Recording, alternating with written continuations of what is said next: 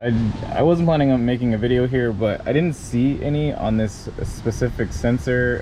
We're talking O2 sensors on an 04 Mustang.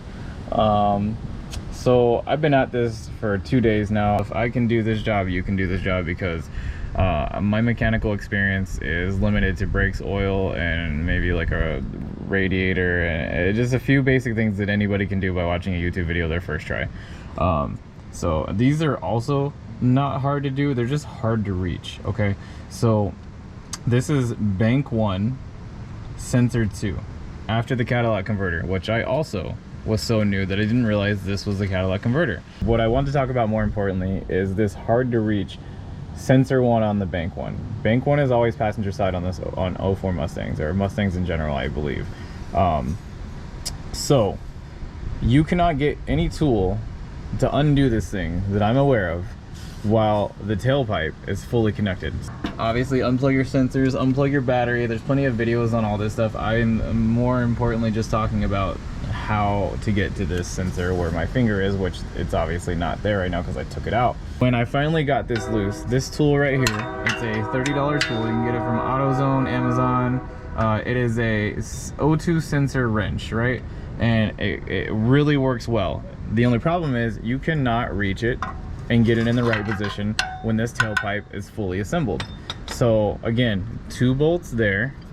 There's 2 bolts back there, right there where my finger is pointing. They're on the back side, but there's 1 on each side. And there's 2 more up here. Okay, so you don't have to take the entire tailpipe off. You just have to undo all the bolts, and that'll give you enough play here. See all that movement to do what you need to do to get this sensor out. I spent probably 6 hours yesterday trying to figure out a good angle. All I was able to do was unplug the sensor with my hand finally. No tools, my hand.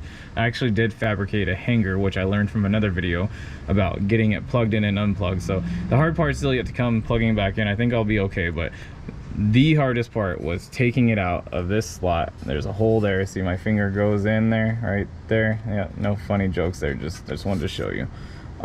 So again, undo your tailpipe, save yourself some time.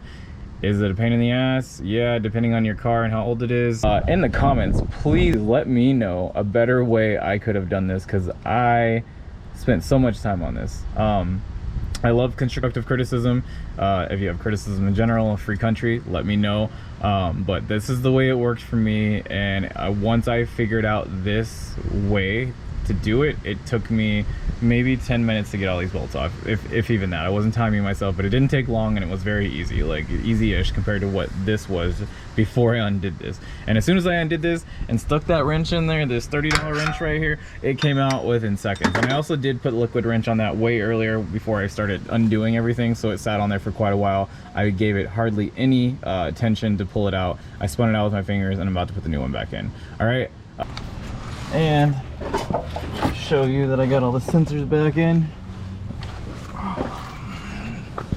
So there is bank 2, sensor 2 right there, bank 2, sensor 1 up in there, you can see that, and the infamous bank 1 and the sensor 1. So you can see right there a sensor 1, and I can barely put my hand, that's as far as my hand goes.